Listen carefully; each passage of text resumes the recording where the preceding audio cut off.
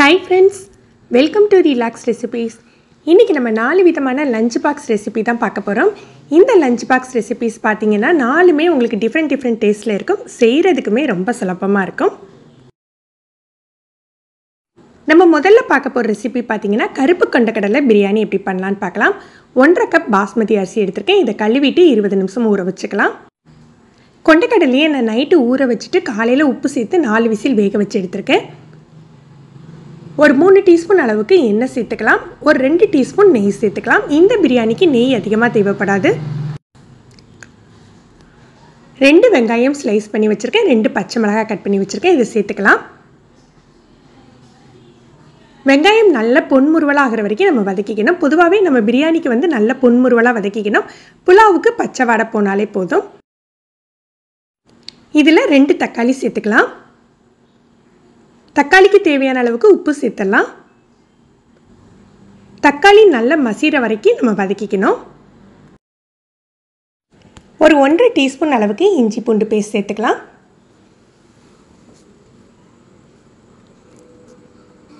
இஞ்சி பூண்டு பேஸ்ட்டு பச்சை வாடை போகிற அளவுக்கு நல்லா வதக்கி விட்டுக்கணும். ஒரு கைப்பிடி அளவுக்கு மல்லி புதினா நம்ம கட் பண்ணி சேர்த்துக்கலாம்.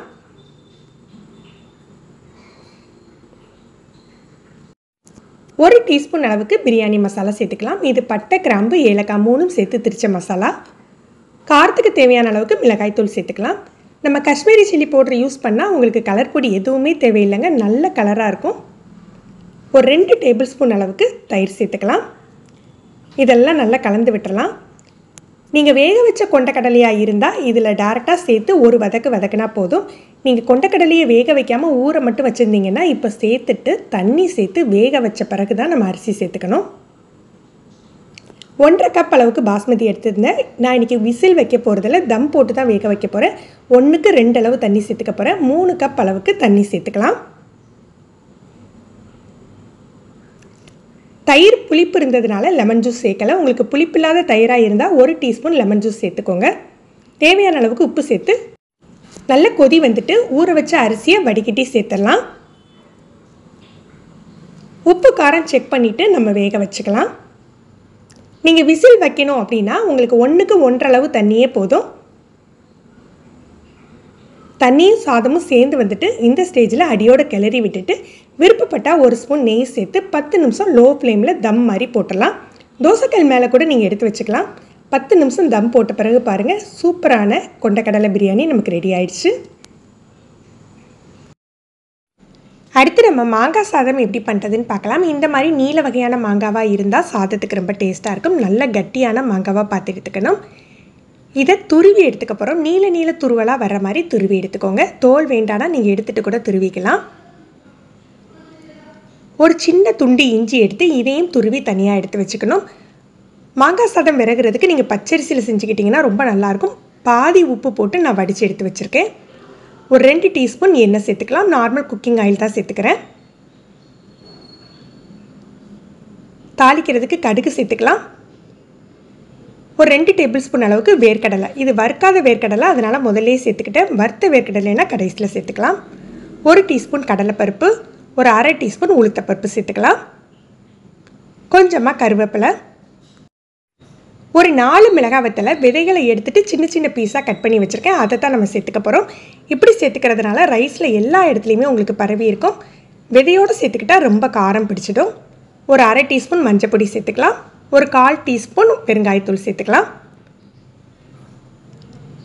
இப்போ நம்ம துருவி வச்சுருக்க மாங்காவை சேர்த்துக்க போகிறோம். மாங்காய் துருவல் உங்களுக்கு புளிப்புக்கும் டேஸ்ட்டுக்கு தகுந்தாப்பில் சேர்த்துக்கலாம். 2 கப் அரிசிக்கு நான் 1/4 கிலோ மாங்காய் எடுத்து துருவி சேர்த்துருக்கேன். தேவையான அளவுக்கு உப்பு சேர்த்துக்கலாம். இப்போ நம்ம துருவி வச்சுருக்க இஞ்சியை சேர்த்துக்கலாம். முதலையே நம்ம இஞ்சியை சேர்த்துட்டா இஞ்சியோட ஃப்ளேவரே நமக்கு கிடைக்காது. மாங்காய் சேர்த்து ஒரு வதக்கிட்டு நீங்கள் இஞ்சியை சேர்த்துக்கிட்டிங்கன்னா இஞ்சியோட ஃப்ளேவரும் நல்லா கிடைக்கும். ஒரு 2 நிமிஷம் வதக்கினா போதும். இப்போ நம்ம உதிரியாக வடித்து வச்சுருக்க அரிசி சேர்த்துக்கலாம். சாதத்தை சேர்த்துக்கலாம். ஆல்ரெடி சாதம் வேக வைக்கல பாதி உப்பு போட்டிருக்கேன். மாங்காயிலையும் உப்பு போட்டிருக்கேன். நம்ம உப்பு டேஸ்ட் பண்ணி பார்த்துட்டு தேவையான அளவுக்கு போட்டு கிளறிக்கலாம். இந்த மாங்காய் சாதம் பார்த்திங்கன்னா உங்களுக்கு உப்பு, காரம், புளிப்பு எல்லாமே அருமையாக இருக்கும். சைடிஷே தேவைப்படாது. இப்போ நம்ம டக்குன்னு செய்யக்கூடிய ஒரு கீ ரைஸ் பார்த்துடலாம். ஒரு 2 டீஸ்பூன் அளவுக்கு நெய் சேர்த்துக்கலாம். 2 டீஸ்பூன் தேங்காய் எண்ணெய் சேர்த்துக்கணும். பட்டை, கிராம்பு, ஏலக்காய் போட்டு தாளிச்சுக்க போகிறோம். எல்லாமே 2 துண்டு போதும். ஒரு 2 வெங்காயம் ஸ்லைஸ் பண்ணி சேர்த்துருக்கேன். 2 பச்சை மிளகாய் சேர்த்துக்கிறேன். நான் 1.5 கப் அளவுக்கு பாஸ்மதியை 20 நிமிஷம் ஊற வச்சுருக்கேன். பிரிஞ்சி எல்லாம் சேர்த்துக்கலாம். வெங்காயம் பொன்முறுவலாக வதங்க வேண்டியதில்லை, பச்சை வாடை போனால் போதும். ஒரு 1.5 டீஸ்பூன் அளவுக்கு இஞ்சி பூண்டு பேஸ்ட் சேர்த்துக்கலாம். இன்றைக்கி குக்கரில் விசில் வச்சு தான் செய்ய போகிறோம். 1.5 கப் அரிசிக்கு 2.25 கப் அளவுக்கு தண்ணி சேர்த்துக்கலாம். தம் போடுறதா இருந்தால் 1க்கு 2 அளவு தேவைப்படும். குக்கர் விசில் வைக்கிறதா இருந்தால் 1க்கு 1 அளவே போதும். நான் இன்றைக்கி தேங்காய் பால் எதுவும் சேர்க்கலை. நீங்கள் தேங்காய் பால் சேர்க்குறதா இருந்தால் தண்ணியோட அளவை கம்மி பண்ணிவிட்டு தேங்காய் பால் சேர்த்துக்கோங்க. தேவையான அளவு உப்பு சேர்த்துட்டு கொதிக்க விட்டுறலாம். தண்ணி கொதிக்க ஆரம்பித்தாக்கில் ஒரே ஒரு தக்காளியை எடுத்து பெரிய பெரிய பீஸாக கட் பண்ணி இந்த மாதிரி சேர்த்துக்கணும். ஒரு கைப்பிடி அளவுக்கு மல்லி புதினா சேர்த்துக்கலாம். இதை நம்ம தாளிக்கையில் கூட சேர்க்கலாம், ஆனால் கொதிக்கையில் சேர்த்துக்கிட்டிங்க அப்படின்னா உங்களுக்கு டேஸ்ட் ரொம்ப நல்லாயிருக்கும். இப்போ நம்ம களைஞ்சி வச்சுருக்க அரிசியை வடிகட்டி சேர்த்துடலாம்.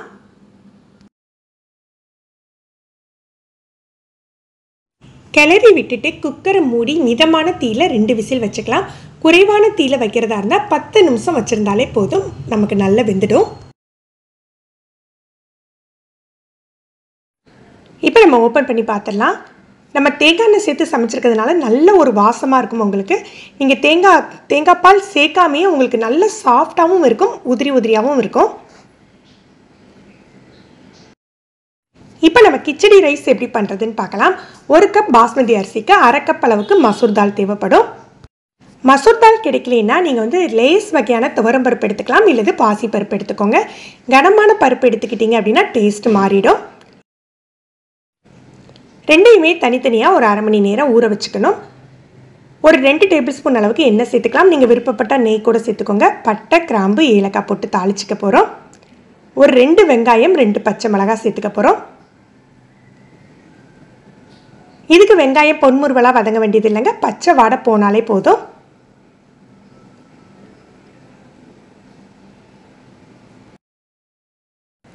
ஒரு டீஸ்பூன் அளவுக்கு இஞ்சி பூண்டு பேஸ்ட் சேர்த்துக்கலாம். ஒரு 1/2 டீஸ்பூன் மஞ்சள் பொடி இதில் சேர்த்துக்கணும். இது பார்த்தீங்கன்னா உங்களுக்கு இதுவும் புலாவ் மாதிரி காரம் கம்மியாக தான் இருக்கும். உங்களுக்கு காரம் ஜாஸ்தியாக வேணும்னா பச்சை மிளகாய் கொஞ்சம் எக்ஸ்ட்ரா சேர்த்துக்கலாம். இப்போ நம்ம ஊற வச்சுருக்க அரிசியை வடிச்சிட்டு இதில் சேர்த்துக்கணும். அரிசி சேர்த்து ஒரு 5 நிமிஷம் வதக்கின பிறகு நம்ம பருப்பை சேர்த்துக்கலாம். இந்த ரெசிபிக்கு நம்ம 2 டேபிள் ஸ்பூன் அளவுக்கு தயிர் சேர்த்துப்போங்க. நீங்கள் அரிசி சேர்க்கறதுக்கு முன்னாலேயும் நம்ம தயிர் சேர்த்துக்கலாம். நான் இன்றைக்கி அரிசி பருப்பு எல்லாம் சேர்த்து வதக்கின பிறகு தான் தயிர் சேர்த்துக்க போகிறேன்.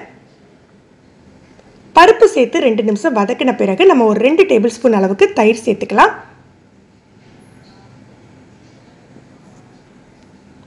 தயிர் ஆப்ஷனல் தான், விருப்பப்பட்டால் சேர்த்துக்கலாம். தயிர் சேர்த்துக்கிட்டிங்க அப்படின்னா ஒரு லைட்டு புளிப்பு இருக்கிறதுனால இது டேஸ்ட்டாக இருக்கும். அரிசியும் பருப்பும் சேர்த்து 1.5 கப் அளவு எடுத்திருந்தோம் இல்லையா, 2.5 கப் தண்ணி சேர்த்துக்கிறேன். 1 கப் அரிசி, 1 கப் பாஸ்மதி அரிசி எடுத்திருந்ததுனால 2 கப் தண்ணியும் 1/2 கப் பருப்புக்கு 1/2 கப் தண்ணியும் சேர்த்துருக்கேன். தேவையான அளவுக்கு உப்பு சேர்த்துக்கலாம். இந்த ரெசிபிக்கு பார்த்தீங்கன்னா தாளிக்கையில் மல்லி புதினா சேர்க்குறத விட இப்போ சேர்த்துக்கிட்டா ரொம்ப நல்லாயிருக்கும். அரிசி பருப்பு தண்ணி எல்லாம் சேர்ந்து வரையில் கொஞ்சமாக மல்லி புதினா சேர்த்துக்கலாம். இதை ஒரு கிளறிட்டு 1 டீஸ்பூன் அளவுக்கு நெய் வாசத்துக்கு மேலே சேர்த்துக்கலாம்.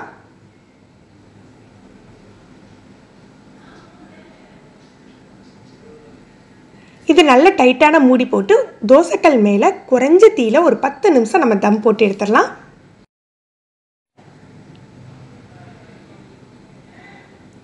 கிச்சடி சாதம் ரெடி ஆயிடுச்சு. ஃப்ரெண்ட்ஸ், இன்றைக்கி பார்த்த இந்த 4 வெரைட்டியுமே உங்களுக்கு 4 டிஃப்ரெண்ட்டான டேஸ்ட்டில் இருக்கும். நீங்களும் ட்ரை பண்ணி பாருங்கள். இந்த வீடியோ எப்படி இருந்ததுன்னு கமெண்ட் பண்ணுங்கள். இந்த வீடியோ உங்களுக்கு பிடிச்சிருந்ததுன்னா மறக்காமல் லைக் பண்ணி ஷேர் பண்ணுங்கள். நீங்கள் நம்ம சேனலுக்கு புதுசு ஃபஸ்ட் டைம் ரிலாக்ஸ் ரெசிபிஸ் பார்க்குறீங்கன்னா சப்ஸ்கிரைப் பண்ணி கீழே உள்ள பெல் பட்டனில் நீங்கள் ஆல் செலக்ட் பண்ணி வச்சுக்கிட்டிங்கன்னா நம்ம சேனலில் வீடியோக்கள் போட்ட உடனே உங்களுக்கு நோட்டிஃபிகேஷன் கிடைக்கும். தேங்க்யூ.